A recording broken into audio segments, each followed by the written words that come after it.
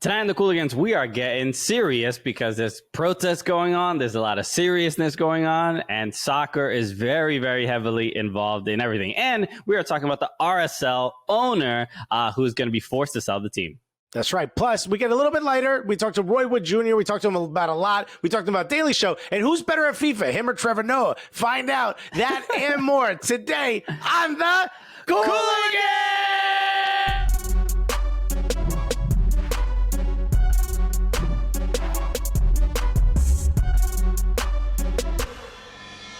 Yeah, baby!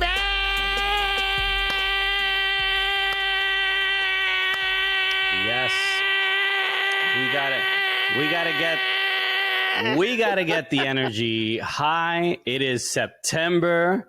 It is. Do days and months even matter anymore?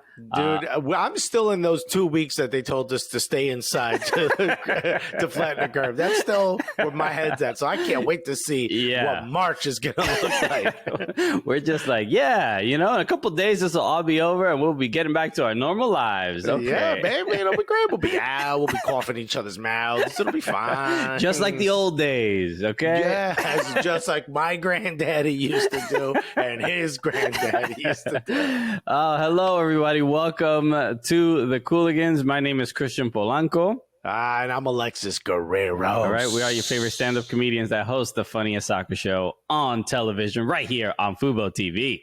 That's right. Also happens to be the gulliest show anywhere, but especially here on fuboTV. Okay. Yes, we definitely told everybody at fuboTV, like, hey, we're the gulliest at fuboTV, all right? Yeah. So run that. And they're like, we don't really know what you mean. What, sure. Exactly. I don't know. Do you Please want stop eating all the snacks. I handle the app. I don't know exactly what you need me to do for you. I actually just let you into the building. I'm a security guard, so feel free to tell them once you get upstairs. So, look, hello, everybody. Look, I mean, there's so much to discuss today, but we have an exciting show. We have an incredible guest. We're going to be joined by Roy Wood Jr. of The Daily Show. And yes, you will enjoy it. What more needs to be said? Exactly. I mean, he's got a bunch of shows on Comedy Central. I mean, the guy's the best. One of the best comics working today. So. Exactly. We're huge fans of him. And if you do not know Roy, you will be a huge fan of him after our conversation with him. So a couple of things to discuss before we get things going. Let's get some serious stuff out of the way. Last week, a lot happened when not only in sports, not only in soccer, but in society, in the world. Yeah. I think it started really with the WNBA and the NBA players pretty much deciding that they were going to protest and they were not going to play their playoff matches, the NBA playoff matches. And it started with, I believe, with the Milwaukee Bucks, and that set off a domino effect of everyone kind of realizing, like, hey, after the Jacob Blake shooting, we can't keep going back to life as usual, right? Yeah, something needs to be done to sort of let people know the things that are happening outside of sports are affecting everyone, especially if you play sports. It doesn't matter what you do. We should all be affected somehow. We should all do something to let everyone know this isn't okay. Something as simple as, like, I don't even know how you put yourself in the mindset to play a game when something like, especially the video, which is just continuously getting shared. It's so hard to watch, and it's bombarding everyone's timeline regardless of what app you're on. I mean, I was really excited. Excited is probably the wrong word. I was really proud of the Milwaukee Bucks when they decided not to play. And it seemed like immediately it got right into the MLS sphere. Yeah. Where it was like, they're also not playing. I mean, there were a bunch of games. For the most part. Yeah. So I believe this was Wednesday. And there was only one MLS match that happened, which was Orlando and Nashville. And that was even that, that put some people off because they were like, why, none of the other matches happened. The players and the teams arrived to whatever stadium and then chose just to not play, which is a really, really powerful statement. And, you know, there's been a lot of reasons about why that the game happened. You know, some people didn't know that there was any protest at all in the NBA. So it put people at kind of a weird spot. But I think the message was definitely sent to the rest of the world, to the rest of the country, that like, hey, you're not going to be able to get the product that you want, because you don't get your entertainment if we don't get to live equally. Exactly. You know what I mean? Yeah. And I think that's fair. And I think probably the most important thing to come out of this is, you know, how did this affect rich white guys with coin collections? You know what I mean? Alexis, you took the words out of my mouth. That's honestly what I'm really focused on. As soon as the protest started, I'm like, are we thinking of the rich white guys with the expensive coin collections? What about the billionaire owners? I mean, it almost seems unfair to them. Right? Yes, because RSL, I believe they were playing against LAFC, and you know, Mark Anthony Kaye from LAFC was also someone who's very vocal online, really talking about why all of this is happening, why we need to stand up. He's tagging people too. He's tagging commissioners and front office people. He don't care. Mark Anthony Kaye is like, nah, fam. Like if I have something to say, I'm gonna let you know, and I'm gonna tag you in it, so make sure you see it. But the owner of RSL went on the radio, Del Loy Hansen. He went on a radio station that he owns the next morning and was talking. Can't tell him no, because you'd be like, I don't think this is a good idea. Who's on the who's the guest today? Who's on the roll call? The guy whose name is on my checks. I guess we got to let him ruin his investment in soccer real quick. And that's what he went on there and said. And I'm quoting. He said that he was disappointed, or he felt disrespected personally by the players. He said personally, like. Yeah. How do you not have any way of sort of like, this is what I think when someone gets into that upper echelon, maybe they just don't sort of relate anymore. Maybe they don't see how things affect the world anymore. They see how it only affects themselves, because it is so self-involved, so obviously racist, so obviously dumb to sit there and go, no, well, they're protesting the shooting of a black man who had nothing on him and was stopping a fight. Yeah. And you saw it in point blank range, right? And in the back. Honestly, in the back. Yeah. And really, I think the most important thing is that I don't get to see the team I own play. You know, like once you say that, you realize you're just not a part of society anymore. Dude. Yeah. It's it is not focusing. It's really the same thing of like, you know, Trump being upset at protesters or rioters or looters, or people taking tests for COVID, or never even asking, well, why are they upset? And just never addressing what it's like. There's no real you know, sympathy there, and that's what pretty much is going on. So after he did that radio interview, RSL fans obviously lost their minds. A lot of them season tickets were canceled. Yeah, started sharing it, and they were like, he has to sell the team. And interestingly enough, when I was in Utah and I went to hang out with RSL supporters, and you know, I went to the RSL show. They did like a fan event before the season started, and I didn't even know Del Loy. I didn't know anything about him. But as soon as I got there, I was talking to people for like 5 minutes, and they were like, our owner sucks. You know, it made it. I was like, okay, maybe I should learn about this dude. Apparently he sucks, you know? Everyone hates him.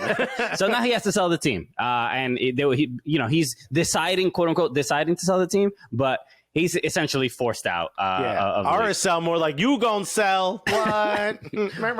Wow. You know what? I think that's a good place to go to commercial, because Alexis, I think, might have ruined this program. All right. We'll be back with more Cooligans right after this.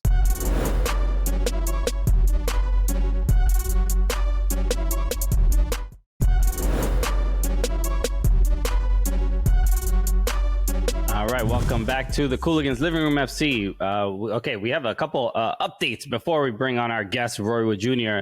One thing you should if you're watching this or listening to this, go to NYCFC's YouTube channel to see a piece called Undeniable featuring Christian and Alexis of the Cooligans. We know those guys. Okay, yeah, we're fans. We heard of them. I go and make sure I downvote all their videos.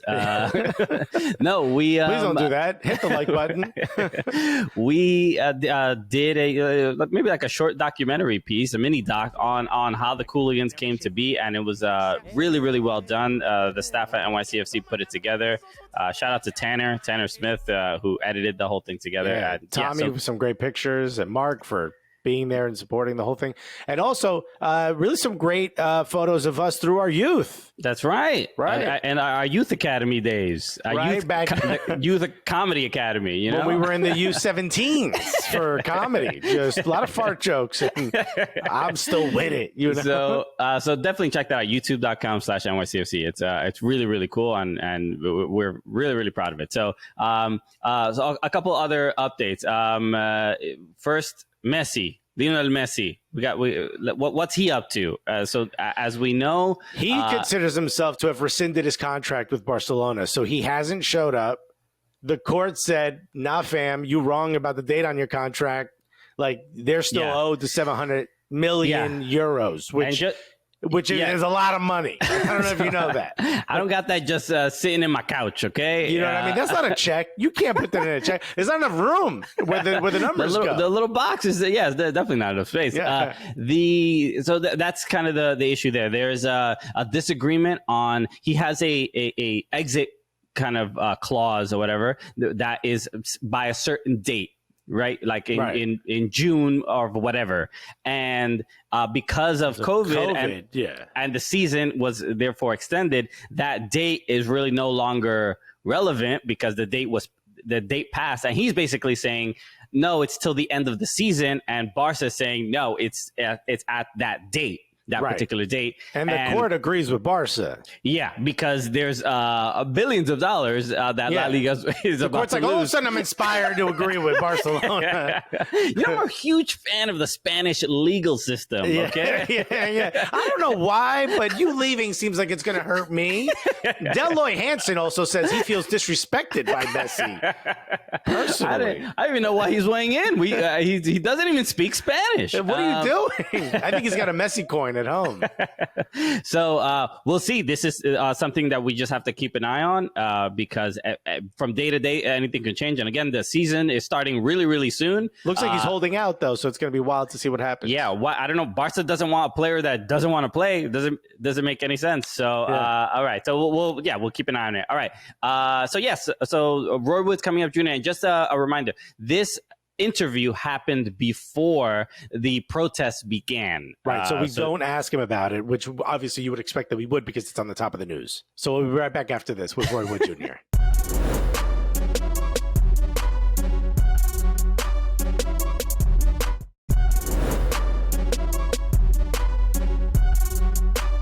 All right, baby, we're back on the Cooligans Living Room FC, and this is, we've waited for this moment right here. Very, very excited, The fact that I get to work with this dude sometimes before COVID was an absolute honor. This guy's got, I think last time I counted, 37 shows on Comedy Central. Give or take. At any given point in time. This dude has got a monopoly on the Comedy Central YouTube channel at this point. And even during COVID, he ain't stopped working. I don't know if that's his choice. I don't know if his lady is like, you better be doing something, you know?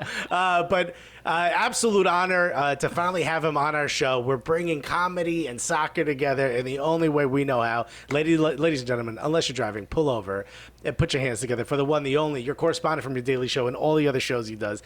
Ladies and gentlemen, Roy Wood Jr. Hello. I'm just happy to still be working at Comedy Central. The way they canceling stuff left and right over here.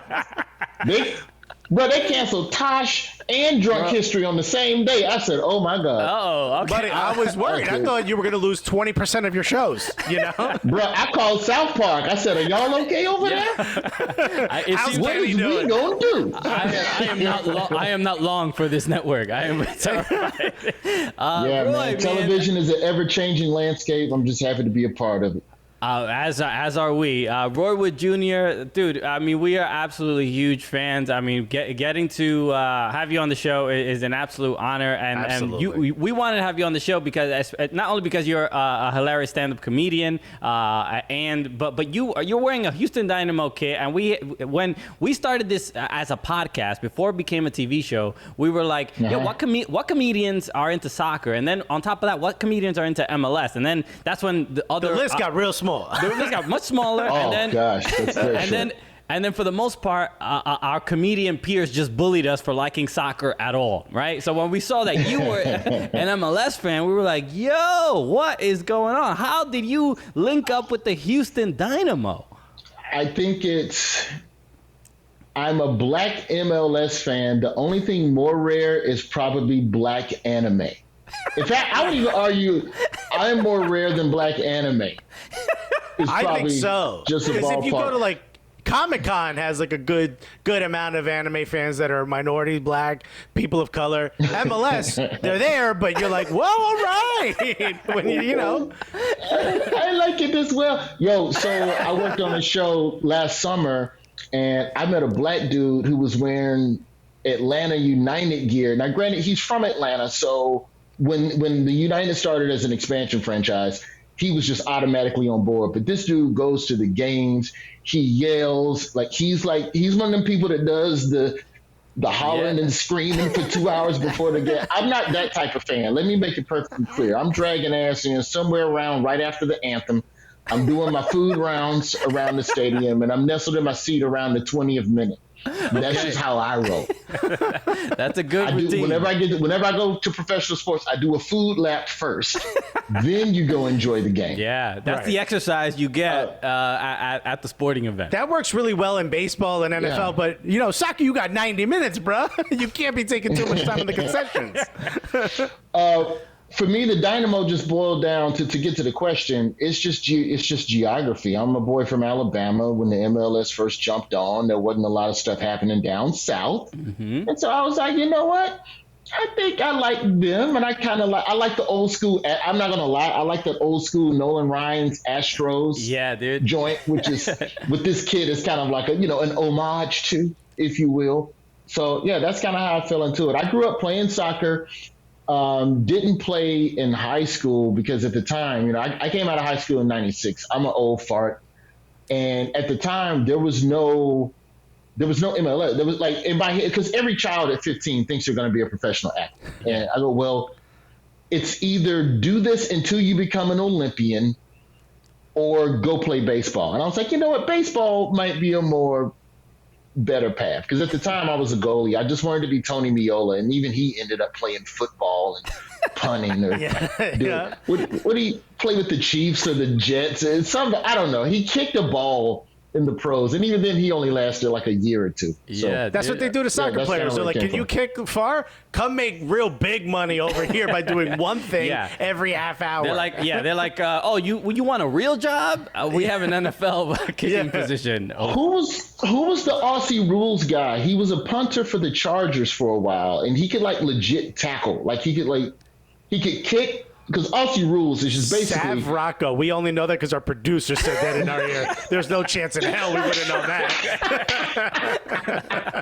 Because Aussie rules is basically punting after a bad snap. So you're basically already cut out for the NFL. Okay. Yeah, Aussie rules is confusing. The field is an egg shape. It's a very odd sport. But to give the fans kind of a little background, I shot a web series with Roy. I think you directed it, right? Were you not one of the directors as well? No, I didn't direct, but I wrote and starred. Yeah, Night Pigeon. It was absolutely fun. I got to wear a suit. I got to break somebody's computer monitor. It was a lot of fun. And it was a wild time. And I'm sitting there in a scene that Roy and I are both not in. We're kind of sitting in a different cubicle, and I notice he's wearing a Houston Dynamo jersey, and I'm like, "Is this for your character?" And he's like, "No." And I'm like, "Where did you find this? You been bargain bin shopping?" And he goes, "No, man, I'm a fan." I was like, "What?" And from that moment on, we've been trying to get Roy on this show just because it's like it blows my mind. And I know you as a Southern dude, right? Birmingham, Alabama. Yeah. I don't know if I'm pronouncing that correctly. Is it Birmingham? Yeah, you hit it right. Birmingham. But Birmingham, Alabama. Your Wikipedia says you were born in New York. What? That's what? true. You want That's true. Bro, no, I didn't stay here long. We moved after 7 months. My parents separated. And then immediately I was born, and my mom was like, I'm going back to the South. We want and then space. By the time they reconciled, my dad was working in Birmingham. So, okay. I've been in Birmingham since the 3rd grade. So I wouldn't dare come back to New York City as an adult. Talking about, I'm home, y'all. Yeah. What up? Yeah. Yo, where's my bacon, egg, and cheese? You know? Is the Bronx up in this thing? Yeah, you get off the plane and Tim's like, Brooklyn. But yeah, it's fun though to see soccer starting to grow down south. We have the Birmingham Legion, who basically is like, a smaller club, but they're siphoning off of, I don't have to tell you guys, American football numbers are starting to go down as parents start to have safety concerns. And they're like, no, go play soccer. And so, I like the Birmingham Legion. They did a cool thing earlier this year where they did commemorative jerseys with the whole Black Lives Matter. They did a Black Lives Matter kit. Every other team is like every other sport is just painting a logo on the field. And the Birmingham Legion is like, no, put a black fist on my chest. Yeah, we might change the name to Birmingham. That's hilarious. FC. That's hilarious. Football club. The hum. They just call them the hum. The super fans call them the hum. But they sold the kits. They auctioned off the kits after the game to raise money for the Birmingham Civil Rights Institute. Every other museum shut down because of COVID. They ain't making no money. We got to keep these artifacts in a safe place. So for sure, it's cool to not only see soccer happening down south, but to also see a franchise like the Birmingham Legion connected to the community and the people of Birmingham. And so that's my other squad. That's all I'm going to say. This is my pro squad, and then Birmingham Legion is also who I rock with. I got one of those kits, but it's got a big red diamond T logo. That's their sponsor. Yeah. And I wore that around New York, and I was down in the East Village. That's where everybody smoked the weed in New York, down there in the village. That's where all the weed shops. All the hippies, the beatniks.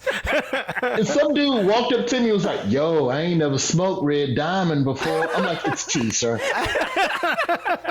It's Southern style iced tea. It's not. What soccer, what football team has a marijuana kit? Also, you should have sold them some of that tea and made a little bit of money. It comes in a cool bag, dog. Look at this, with a little string and a tag on it. And you know what? You can drink it too, bro. You can drink your weed. We'll be back with more Roy Wood Jr. right after this.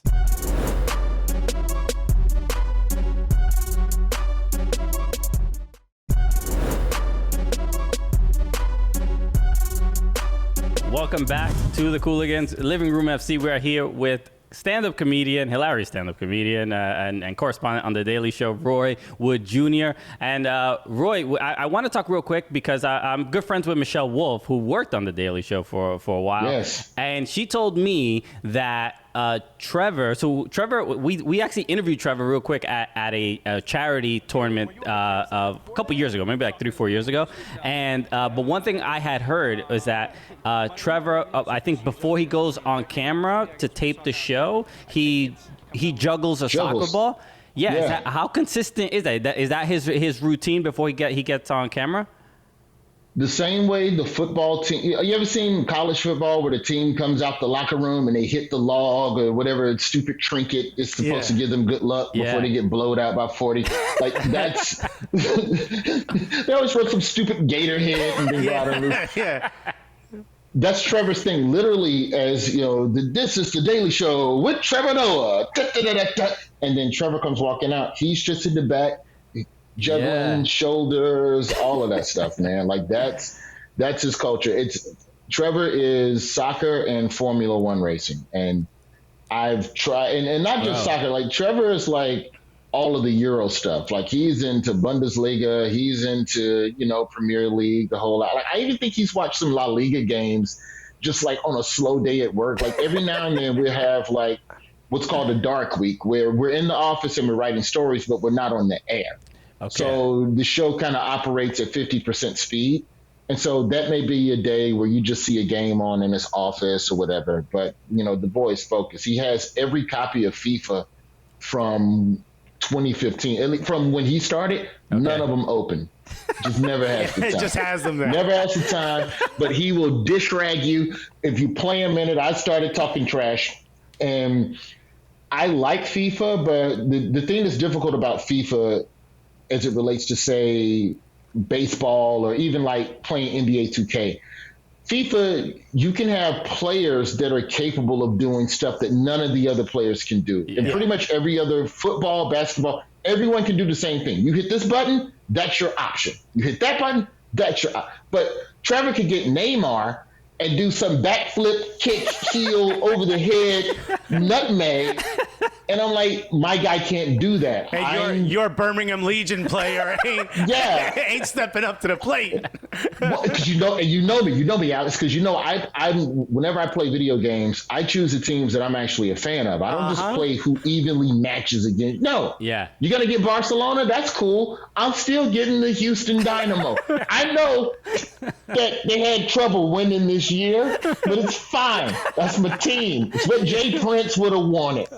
And Jay Prince, don't say that man's name on our show. We don't want any smoke. They need to Google. People don't know Jay Prince. Google Jay Prince. Let's just say the reason beefs have stopped is because Jay Prince made a phone call in this game. Jay Prince is down south record mogul. What I love is you're kind of showing what generation you're from before video games were on the internet. You know what I mean?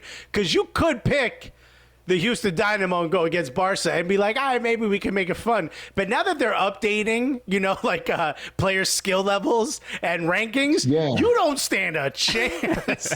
In real time, you can have a during good the game, team, and then they go, oh no, they suck now. So you know what? We're gonna slide down your overall.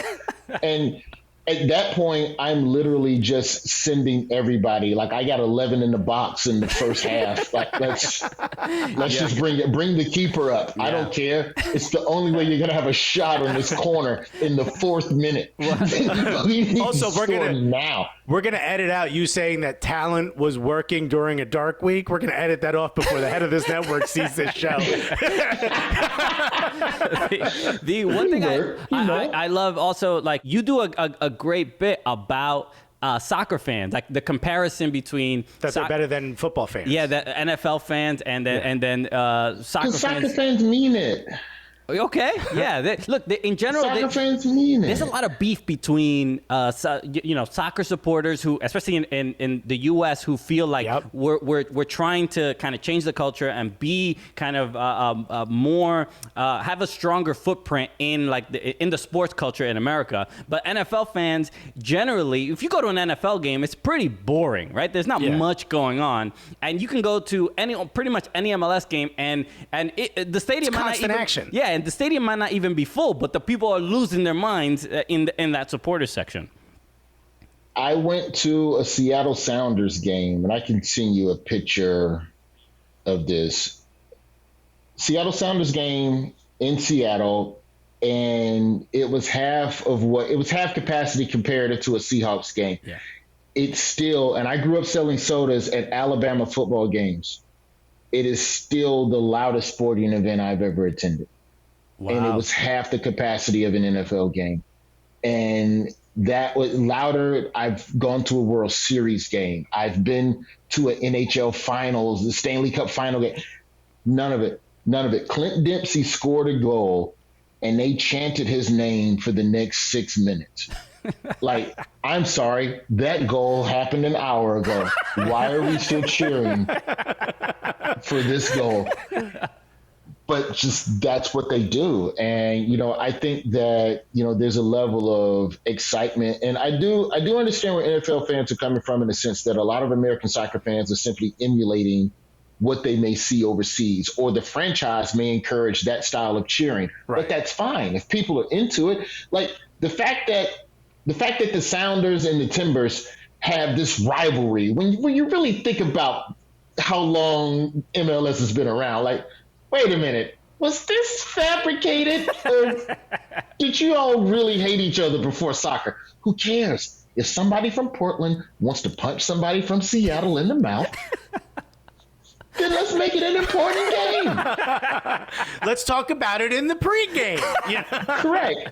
And I think that's a good thing. I also think that generationally speaking, you're going to see soccer continue to grow in popularity. It already has. And as children, you gravitate towards the stuff that's on television, and that's the stuff that you want to play and emulate. And I think as soccer continues to have exposure in America, you're going to see the growth. I know the be-all, end-all, at the end of the day, is going to be attracting foreign players from, superior leagues and getting them over here, in the States. Yeah, I don't think somebody from Portland or Seattle are going to punch each other, but they will throw their iced mocha latte at each other. You know what I mean? Pour over coffee. That was $12. Relax. We got more of Roy Wood Jr. when we get back after this.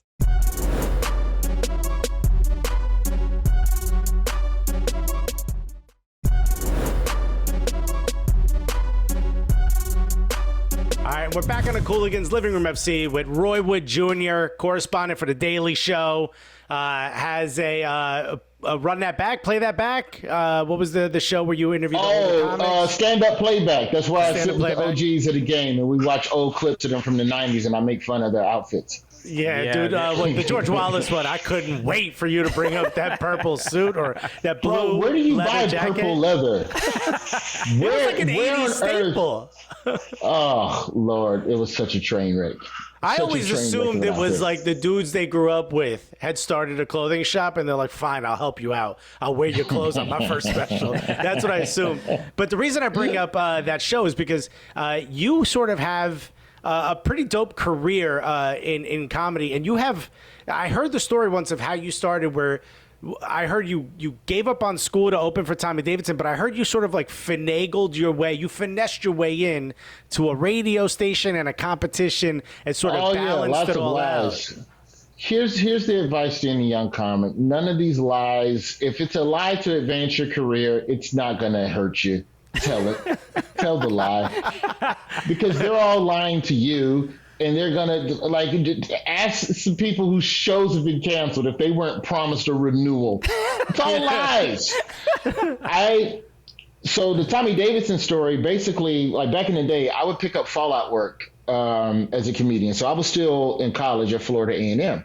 And so there was something called a fallout email that would come out every morning to let you know what comedians canceled where, and if you could cover that gig, like cover a shift, basically.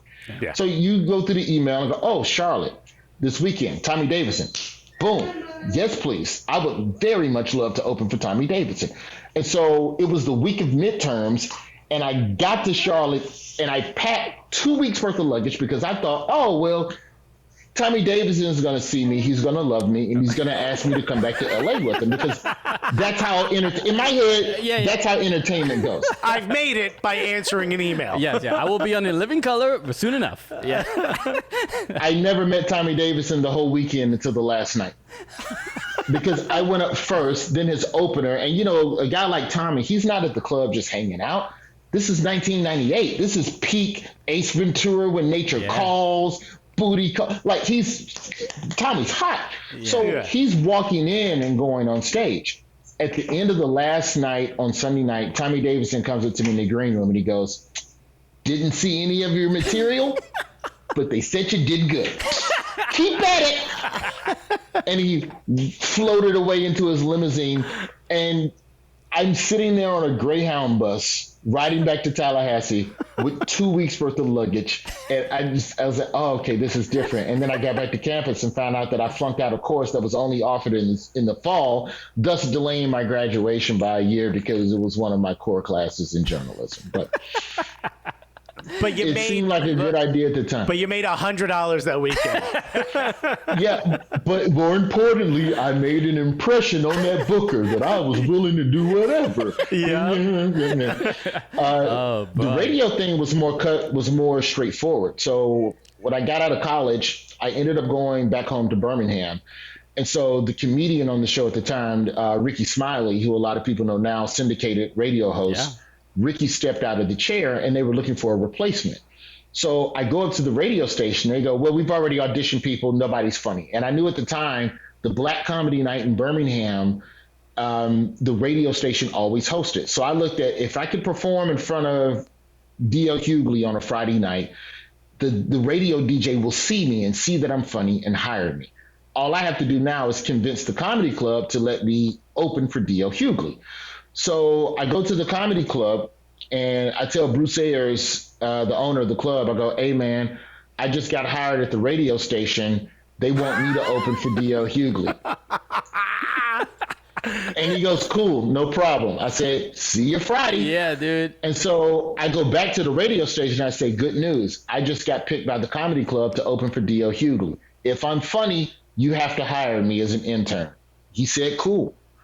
And so on the night, all I had to do was keep the radio host away from Bruce so that these two people don't know that I'm playing them. And I got on stage. I did my thing. As soon as I walked off stage, the radio DJ, Buck Wild, God bless him to this day, he was a man of his word. He said, you did your thing. See you Monday morning. And that began a 15-year career in radio. That's incredible.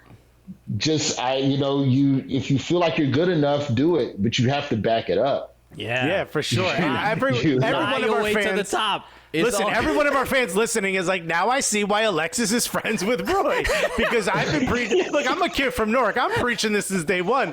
If they believe you lie, then it's the truth. You know what I mean? But you gotta back it Trump up. got elected. Let's go. The only truth that matters is the one that everyone agrees to believe. Yeah, that's the world we live in now too. So I mean, it is what it is. But what do you think? And this is actually one of the questions from our Gully Squad, which is our group. Peter Garcia, Adam Mulligan, kind of wants to know, like, how different is the comedy world today? You've been in the game since the late '90s, and you're interviewing some of these OGs, so you're seeing comedy from day one to now. I don't think it's ever been different than it has been these last 6 months. I've found it a struggle to write comedy because it's hard to sort of, first of all, I don't like writing in general, but it's hard to write because there really is nowhere to really work it out. Like, what are you doing comedy-wise? Alexis doesn't like writing. He's going to end up selling a book, lying his way to 100%, because it'll be dictated into an iPhone. I think people have to look at how they are going about constructing the jokes, because also, what are people in the mood for? And, wherever there's pain and anger, there's going to be laughs. There's going to be something that's an observation we can all agree on.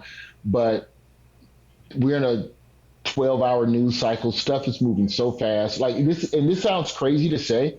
Before COVID, before the shutdown, I had a joke about mass shootings and just observing what I think causes them, ways to prevent them, things like that. And it's crazy to think that right now, in this time, if I walked on stage and talked about mass shootings, it would take an audience a second to even register and remember that.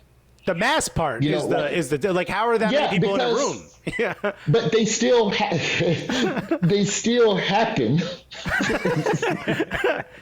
Did I give you a tag? Yes, you did.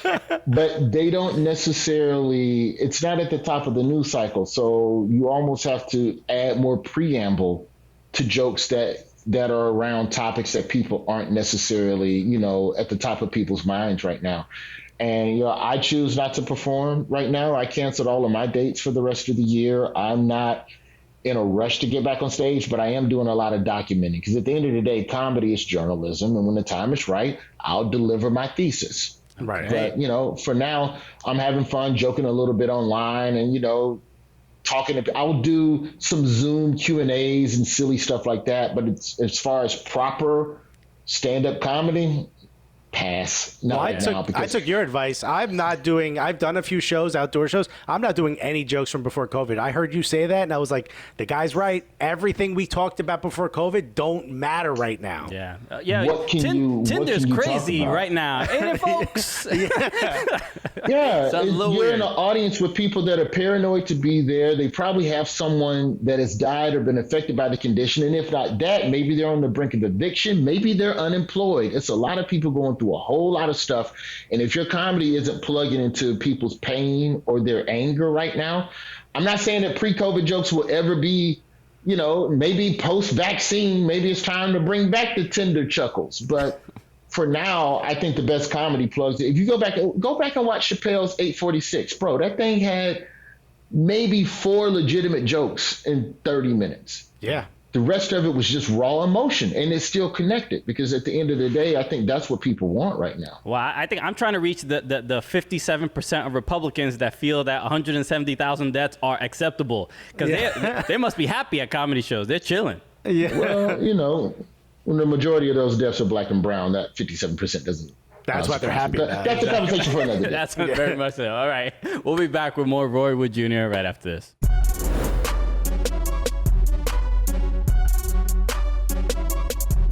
What's up, guys? Landon Donovan here, and I got to kick it with the Cooligans today. Keep following, keep listening, keep watching. See you guys soon.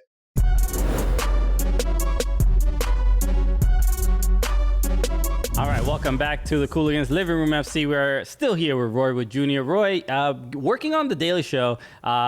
Even for honestly, for me, like I've submitted a dream, to work on the Daily Show, and then I ended up with a whole different TV show, right? So things worked out. Yeah. But one thing, I've submitted a bunch of packets for different of the kind of social commentary comedy shows, and it can be draining and exhausting going through the news cycle, trying to find humor through it. How do you get through it psychologically and continue to persevere, even in the face of obviously very serious political issues, racial issues? How do you continue kind of sifting through that and siphoning something funny from it?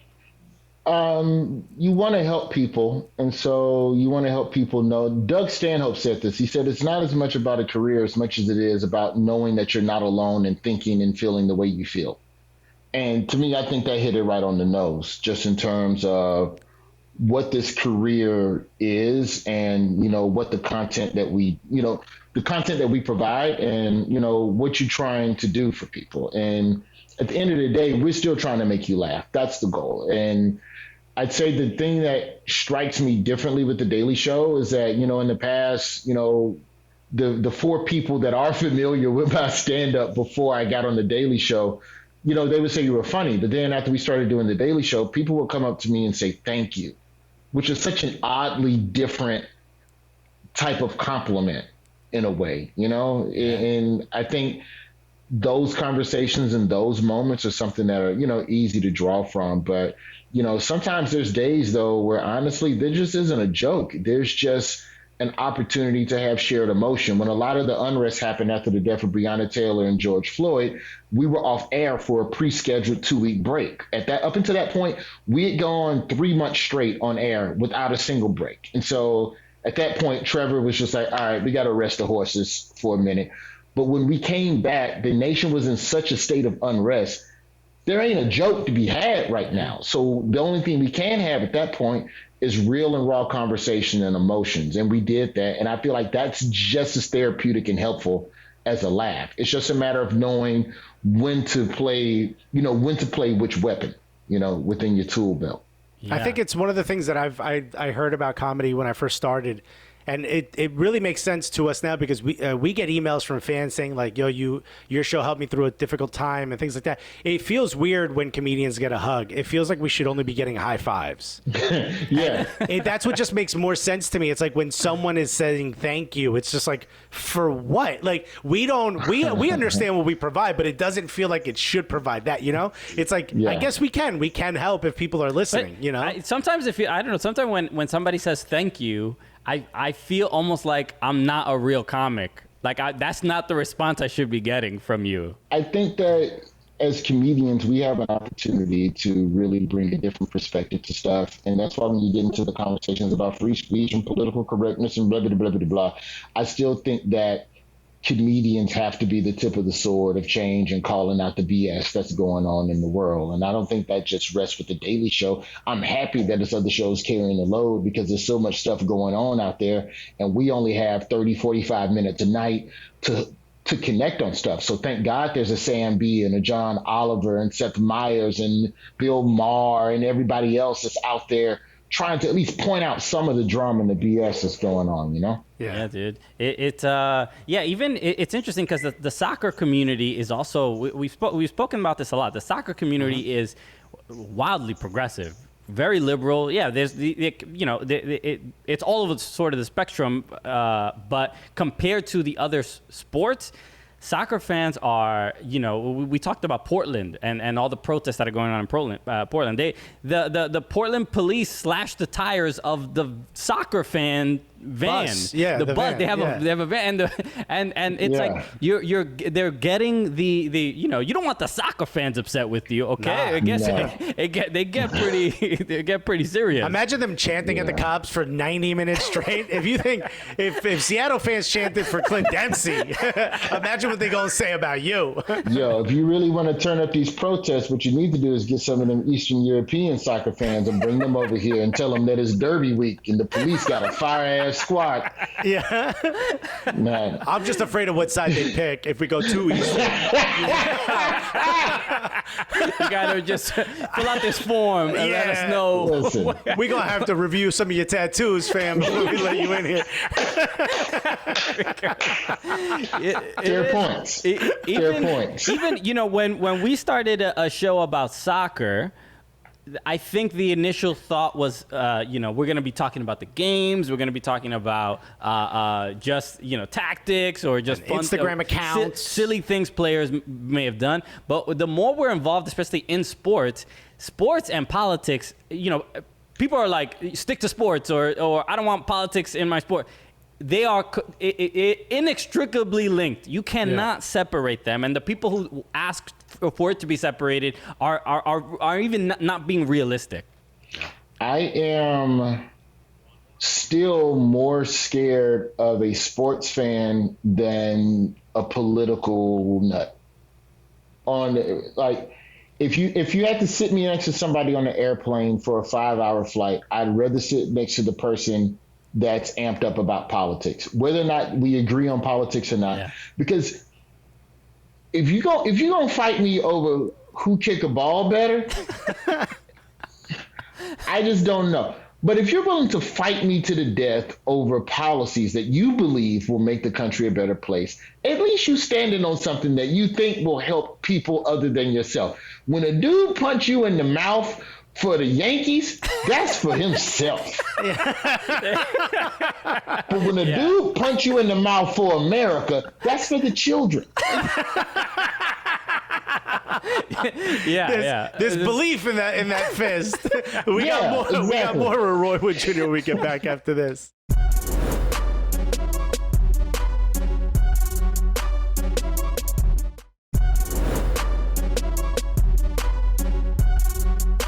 All right, another one in the books. Thank you so much, Roy Wood Jr., for joining us of The Daily Show. Just an absolute honor, just hilarious dude. We're both huge fans, so we really appreciate it. Well, Roy, is there anything you want to let people know before we sign off?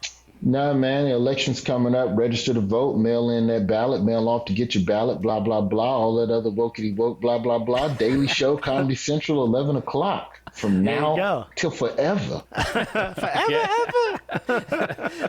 Roy, thank you again, man. So everybody, make sure you follow Roy on social media. Follow at Soccer Cooligans on all social media channels. Follow at Fubo Sports, and make sure to subscribe to the Fubo Sports YouTube channel for the full episodes of the program. So, please do that. Thank you again. So an absolute honor. So with that said, let us end the show the way we normally do. So for Roy Wood Jr., my name is Christian Polanco. I'm Alexis Guerreros. And together, what are we? The Cooligans.